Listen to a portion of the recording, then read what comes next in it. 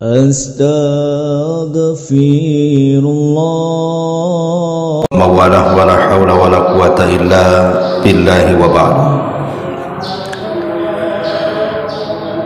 Kita lanjutkan membahas surah-surah pendek dalam juz Amma.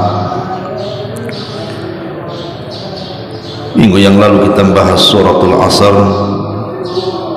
dan pagi ini kita akan membahas surah Al-Humazah.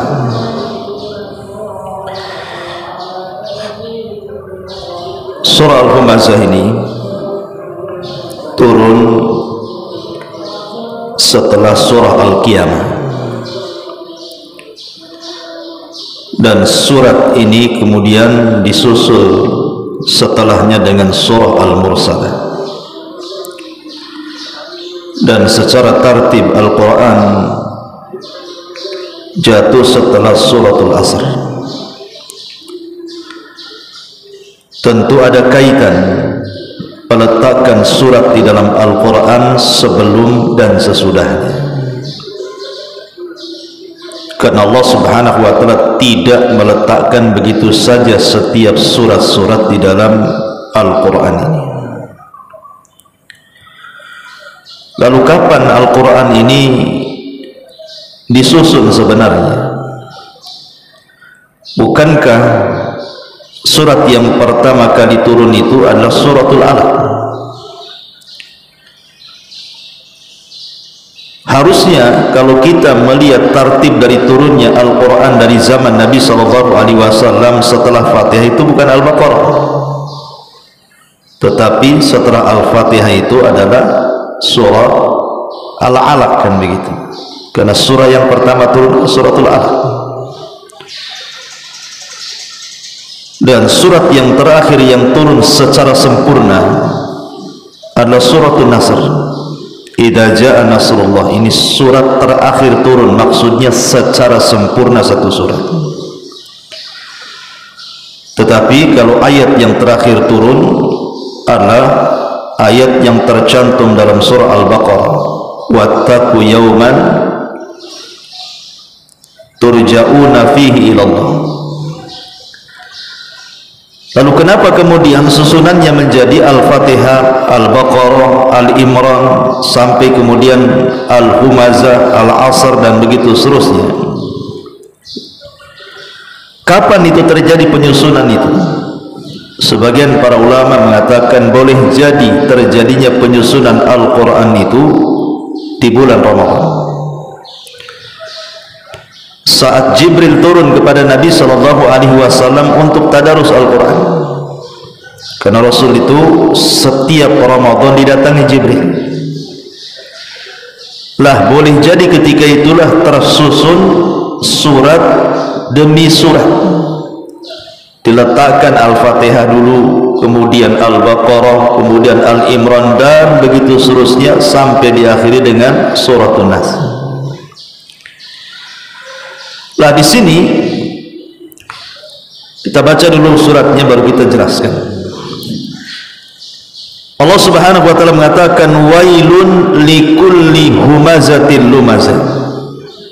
Celaka setiap humazah, pengumpat, lumazah, dan pencela. Alladzi jama'a malan wa 'addada, yang mengumpul-ngumpulkan harta kemudian menghitung-hitungnya. Yahsabu anna malahu akhlada, manusia mengira bahwa hartanya dapat mengekalkan dirinya. Kalla, sekali-kali tidak. La yumbadanna fil hutamah, pasti dia akan dilemparkan ke dalam neraka hutamah. Wa ma adraka mal hutamah, tahukah kamu apa neraka hutamah itu? Narullahil muqadah, yaitu api Allah yang dinyalakan. Allati tattali'u 'alal afidah, yang membakar sampai ke hati.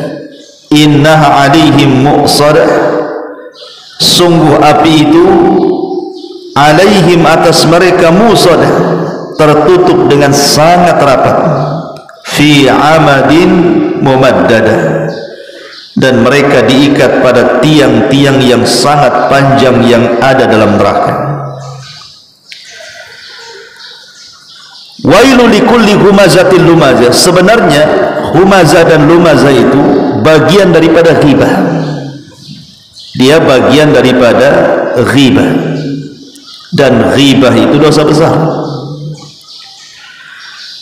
Makanya di sini Allah Subhanahu wa taala memulakan kalimatnya dengan wail.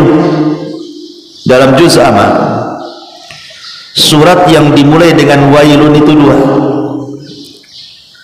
Pertama surah Al-Mutaffifin, wailun lil mutaffifin.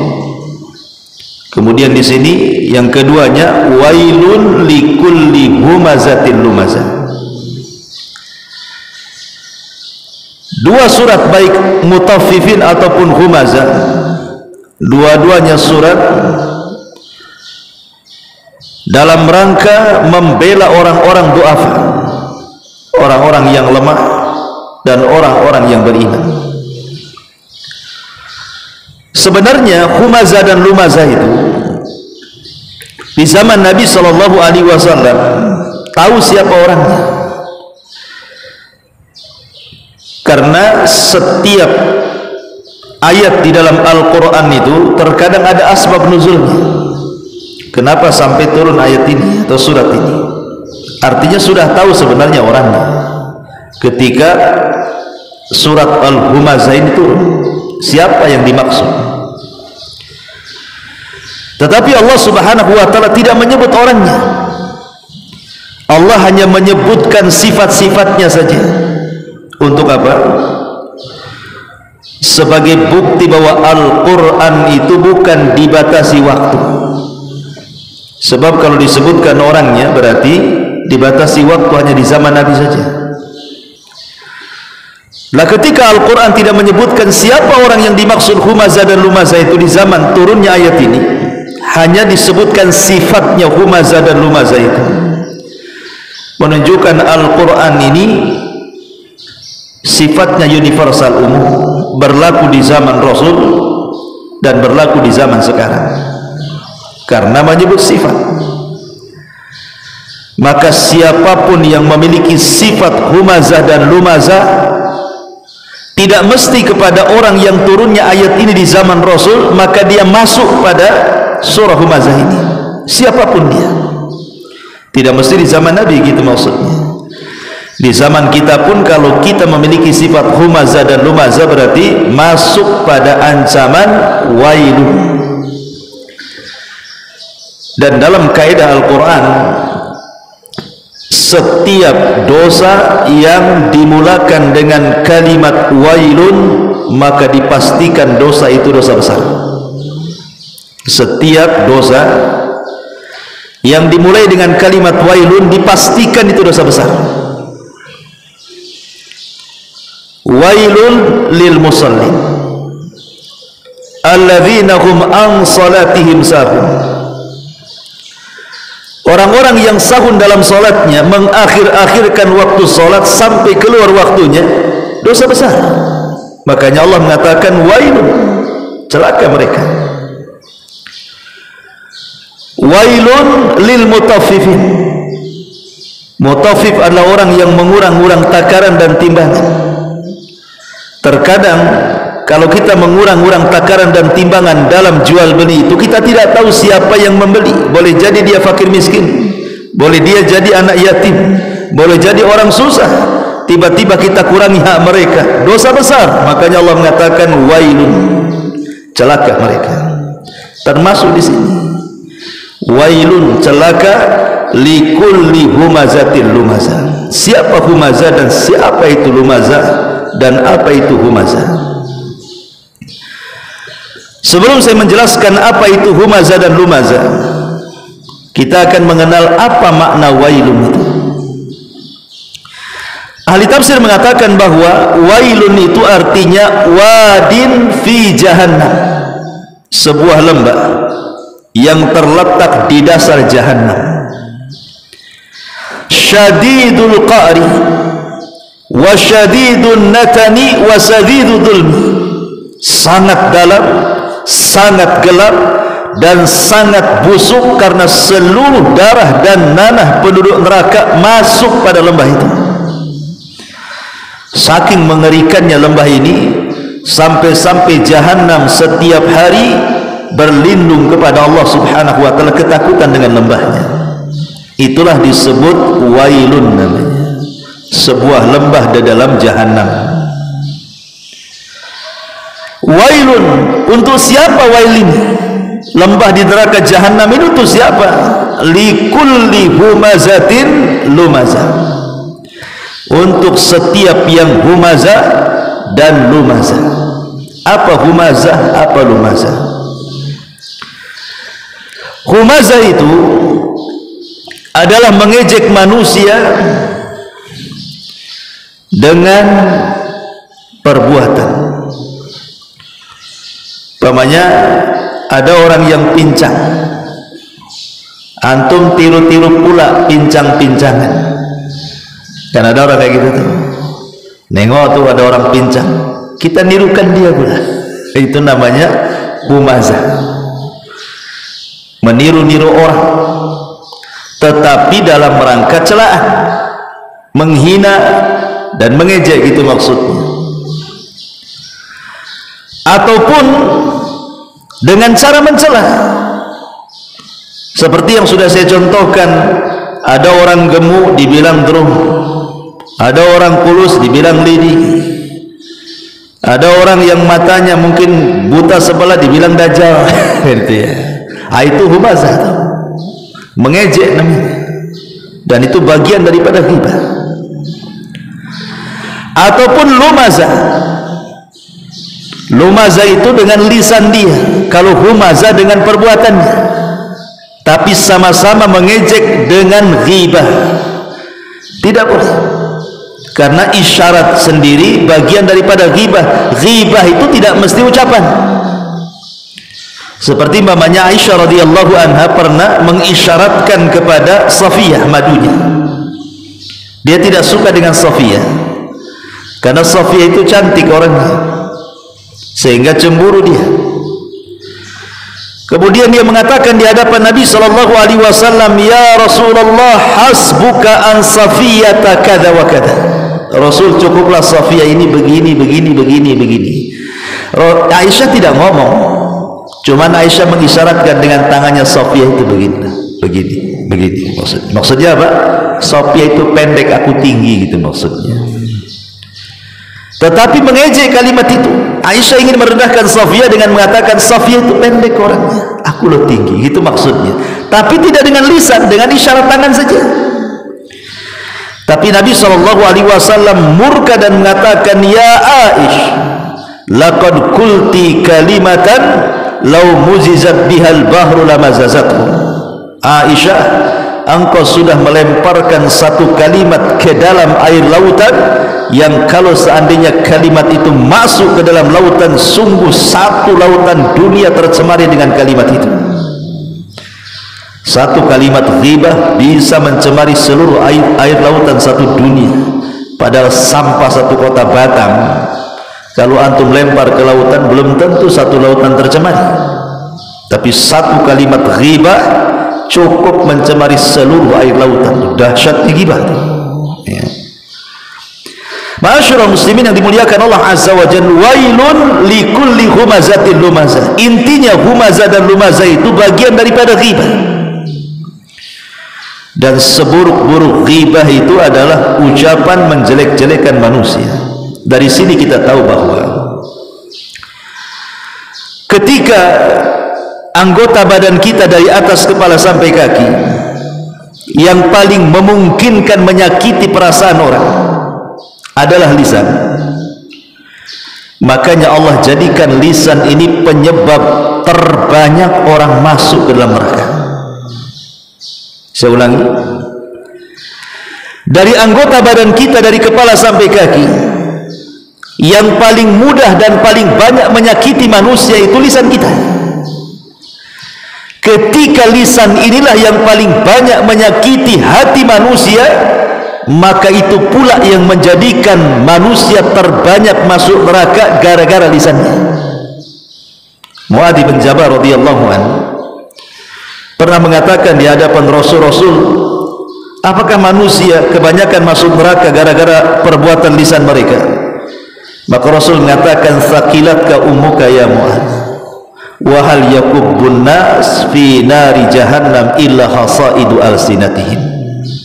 Celaka engkau hai Mu'adz, orang yang paling banyak masuk neraka itu akibat ulah lisan-lisan mereka, karena lisan ini adalah yang paling banyak menyakiti hati manusia. Sampai ada istilah luka badan masih bisa diobati, tapi luka hati entah kapan disembuhkannya. Makanya ada istilah lebih baik sakit gigi daripada sakit hati gitu. Ada ya istilah kayak gitu, subhanallah ya.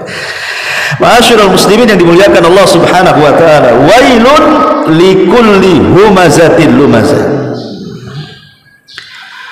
Humazatil lumazah. Humazah saya katakan mencela manusia dengan perbuatan, kalau lumazah mencela manusia dengan lisan. Di sana ada lamzun, lamzun itu dengan kedipan. Lah ketika kemudian kita membahas suratul Asr, dalam suratul Asr itu kan manusia itu dalam kondisi rugi. Semua manusia itu lafi khusrin, semua manusia itu di atas kerugian, dan hanya orang-orang yang keluar dari kerugian ini, mereka lah orang-orang yang beriman, kemudian beramal saleh, kemudian lisannya mengajak manusia ke dalam kebenaran, dan lisannya mengajak manusia ke dalam kesabaran. Kalau seandainya orang tidak melakukan 4 perkara ini, maka dia pasti di atas kerugian. Lah di antara manusia yang paling rugi adalah likulli humazatin lumazah. Karena orang yang paling beruntung itu yang badannya digunakan untuk apa? Beramal soleh, dan lisannya untuk mengajak manusia ke dalam kebaikan. Tetapi humazah dan lumazah ini justru badannya digunakan untuk menjelek-jelekan manusia, lisannya pula juga digunakan untuk menjelek-jelekan manusia. Makanya surah humazah jatuh setelah suratul Asr, untuk menunjukkan bahwa inilah orang yang rugi ini, humazah dan lumazah ini. Dan di zaman Nabi SAW, humazah dan lumazah itu adalah mereka orang-orang yang memiliki harta banyak, orang-orang kaya sekelas Abu Jahal, Abi Sufyan, Umayyah, Al-Walid, orang-orang kaya di zaman itu. Mereka lah yang merendah-rendahkan kaum muslimin di zaman Nabi SAW periode Mekah, karena rata-rata di zaman periode Mekah itu kan yang masuk Islam kan orang-orang lemah, Bilal, Zunairah, Khabbab bin Arad, budak-budak yang miskin. Sehingga mereka kemudian mencelanya, karena posisi Abu Jahal CS ini merasa mereka orang kaya, terhormat, sementara kaum muslimin yang lemah-lemah itu mereka orang-orang susah. Makanya mereka mengejek orang-orang yang beriman di zaman itu dengan kekayaan mereka, merasa paling terhormat sehingga merendahkan orang lain. Dari sini Allah mengatakan alladzi jama'a malan wa addada. Berarti sifat humazah dan lumazah itu lekat dengan orang yang mengumpul-ngumpulkan harta dan menghitung-hitungnya. Dan dari sini ada kaidah bahwa harta itu kalau tidak dikelola dengan baik, maka akan menjadi rahasia bejatnya manusia. Harta kalau dipegang orang jahat, maka harta itu akan jadi jahat. Tapi harta itu kalau dipegang orang baik, maka akan jadi baik. Makanya Rasul mengatakan malun saleh li rajulin saleh. Harta yang baik itu kalau dipegang orang baik. Maknanya harta itu akan jadi jahat kalau yang memegang orang jahat. Dari sini kita tahu bahwa mal sirru tughyan, harta itu rahasia bejatnya orang. Alladzi jama'a malan wa addada. Apa maknanya jama'a malan wa addada, dan apa itu mal? Kenapa bahasa Arabnya harta itu mal? Mal itu diambil dari mala yamilu mailan, artinya kecondongan hati. Makanya Imam Syafi'i rahimahullah ta'ala mengatakan apa? Ra'aitun nasa qad man ala man indahu malun wa ma la indahu malun fannasu anhu qad mal. Ra'aitun nasa qad dhahabu ala man indahu dhahabun wa man la indahu dhahabun fannasu anhu dhahab. Ra'aitun nasa al-munfaddah ala man indahu fiddah wa man la indahu fiddah fannasu anhu al-munfaddu. Itulah syairnya Imam Syafi'i ketika menggambarkan posisi harta. Apa kata Imam Syafi'i? Ra'aitun nas, aku melihat manusia qad malu, sungguh mereka condong kepada siapa? Ala man indahu malu, kepada orang yang punya harta. Wa mala indahu malun, tapi kalau orang tidak punya harta, fannasu anhu qad malu, pasti manusia akan pergi dari dia. Ra'aitun nasa qad dhahabu, manusia pada pergi kepada siapa? Ala man indahu dhahabun, kepada orang yang memiliki banyak emasnya. Wa man la indahu dhahabun fannasu anhu dhahabun, dan orang yang tidak punya emas banyak, manusia pergi dari dia, dan begitu seterusnya. Artinya bahwa disebut harta itu mal dan disebut mal itu mal karena hati ini condong ingin memilikinya. Harta ini disebut mal karena manusia itu cenderung ingin punya. Orang punya mobil pengen juga, orang punya rumah pengen punya rumah, orang punya tanah pengen punya tanah. Pokoknya sesuatu yang condong kepada itu, itulah harta. Lah harta itu menyodot manusia. Kalau ada rapat masjid, satu Pak Imam hafal Quran, satu pula muhsinin banyak uang, rapatlah satu meja. Kata Pak Imam ini pendapat saya begini-begini dalilnya. Kata yang punya harta, enggak begitu. Kalau enggak saya stop harta saya. Kira-kira dimenangkan imamnya atau muhsininnya ini? Adalah imam aja di cancel, bisa diganti kalau imam. Muhsin ini susah nyarinya ini kan gitu ya. Itulah harta. Harta ini kadang-kadang nyedot orang. Siapapun yang punya harta, maka manusia akan cenderung kepada dia. Makanya harta disebut mal karena mailul qalbi, ada kecenderungan hati, itu maksudnya. Ma'asyiral muslimin yang dimuliakan Allah azza wa jalla, jama'a malan wa addada. Kalimat wa addada, ada yang mengatakan maksudnya yang mengumpul-ngumpulkan harta dan berbagai macam harta yang ada. Artinya kalau sudah punya mobil pengen punya rumah, kalau sudah punya rumah pengen punya tanah, kalau sudah punya tanah pengen punya ini, punya itu.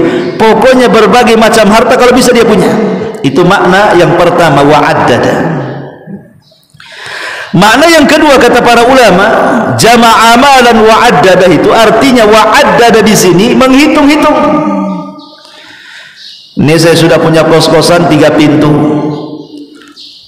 Rupanya di sampingnya ada tanah kosong. Tanya tuh, itu tanah siapa ya, dijual enggak tuh? Gitu, mulai itu dia. Siapa yang punya ya? Ada enggak nomor teleponnya? Gitu. Untuk apa? Kalau bisa nambah pintu lagi. Nih kalau sudah kena nih tanahnya, dibuat lagi kos-kosan sama dia kan. Di depannya ada tanah kosong lagi. Ini punya siapa nih? Mulai gitu. Itu namanya wa'addadah namanya. Pengen bertambah dan bertambah. Tengok saldo rekening kok tambah-tambah ini. Kalau bisa tambah gitu ya. Jadi itu maknanya wa'addada. Jama'a malan wa'addada. Kecenderungan manusia kalau sudah mengumpulkan harta pasti ingin bertambah. Itu manusiawi sebenarnya. Mengumpul-ngumpulkan harta itu tidak tercela. Tidak tercela sama sekali. Al-asyaratul mubasyiruna bil jannah, 10 sahabat yang dijanjikan masuk surga itu semua orang kaya. Abu Bakar orang kaya, Uthman orang kaya, Abdurrahman bin Auf orang kaya, semua orang kaya. Tidak ada orang miskin, hanya Ali saja yang kurang. Tapi rata-rata al-asyaratul mubashshiruna bil jannah itu agniya, semua orang kaya. Lalu kapan jama'a mala wa addada ini menjadi tercela? Ketika menimbulkan humazatun lumazah. Kalau dengan harta itu menjadi humazah, dengan harta menjadi lumazah, mulai dia sombong dengan hartanya, kemudian merendahkan yang lainnya, itu yang nggak boleh. Atau kemudian menjadi bakhil dan tidak menginfakkan hartanya, itu menjadi tercela. Tapi kalau dia kaya sekaya Abu Bakar, kemudian diinfakkan sekaya Uthman, diinfakkan sekaya Abdurrahman bin Auf, diinfakkan, itu yang luar biasa. Karena Rasul mengatakan, maluka ma akalta fa afnaita wa ma labista fa ablaita wa ma tasaddaqta fa abqaita. Hartamu yang kau makan habis, yang kau pakai usang, yang kau sedekahkan, itulah yang akan menjadi tetap bagi dia di kuburannya. Jama'a malan wa addada. Yahsabu anna malahu aghlada. Manusia mengira bahwa harta itu bisa mengekalkannya. Kenapa manusia mengira bahwa harta itu yang mengekalkannya? Bagi orang-orang susah, ketika memandang orang kaya, seolah-olah kekayaan itu bisa mengekalkan orang itu. Contoh sederhana, antum yang usianya mungkin sudah 50 tahun, tapi kaya. Dengan kekayaannya antum bisa sauna, bisa merawat gitu ya, minum vitamin, awet muda ya. Kayaknya nggak tua-tua antum itu, walaupun usianya sudah 50 tahun kan, ada perawatan karena ada uang. Coba orang yang nggak punya uang, hidup di ruli, kerja bangunan, panas-panas, hitam gitu. Itu usia 50 tahun itu udah kaya 80 tahun. Tua itu, awet tua. Ya kan, kita lihatlah perempuan itu usia 40 tahun, karena dia punya uang, dia bisa merawat badannya. Ya kayak perawan tinting lah. Tapi perawan-perawan usia 20 tahun, anak orang miskin, hidupnya susah, mukanya itu kayak 40 tahun tuh. Sehingga orang-orang memandang bahwa kok awet muda dia ya. Seolah-olah apa? Hartanya mengekalkan dia. Sebenarnya nggak ada awet muda itu, yang ada awet tua. Nggak ada cerita, itu casing saja muda itu. Yang namanya usia itu tidak bisa dibohongi. Maknanya sudah dekat ajalnya. Ini makna akhlada. Ini satu penafsiran. Penafsiran yang kedua, maksudnya yahsabu anna malahu akhlada, itu maksudnya orang-orang kaya itu mereka khawatir kalau seandainya kekayaannya hilang, tidak kekal lagi penghormatan manusia kepada dia. Kalau kekayaannya hilang, manusia sudah mulai meremehkan dan merendahkan dirinya, takut dia. Dari situlah terlahir kebakhilan. Bakhil jadinya. Nanti kalau saya infakkan habis harta, nanti saya miskin kayak dia, nanti nggak dihormati orang, alah bahaya saya. Sehingga seolah-olah harta itu bisa mengekalkan kehormatannya. Kalau dia kaya dipuji orang terus, kalau dia kaya dihormati orang terus, dimuliakan orang terus. Tidak, kemuliaan itu bukan di mata manusia. Kemuliaan itu walillahi izzatu jami'a. Kemuliaan itu milik Allah. Siapapun yang diangkat Allah tidak mungkin direndahkan, tapi siapapun yang direndahkan Allah tidak ada yang bisa mengangkat dia. Nabi SAW di permulaan dakwahnya dihina manusia, dikatakan tukang sihir, dikatakan pendusta, dikatakan majnun, orang gila, dikatakan perangkai syair, macam-macam. Itu di awal dakwahnya. Tapi kemuliaan milik Allah. Sekejap saja Rasul hijrah ke Madinah, kemudian menyerang balik kota Mekah, Fathu Mekah, dimuliakan manusia. Siapapun yang dimuliakan Allah tidak ada mungkin direndahkan. Tapi sebaliknya, siapa yang direndahkan Allah pasti tidak ada yang bisa mengangkat dia sampai kiamat dibangkitkan. Yahsabu anna malahu akhlada. Kalla la yumbadhanna fil khutama. Yumbadhanna itu diambil dari an-nabdhu.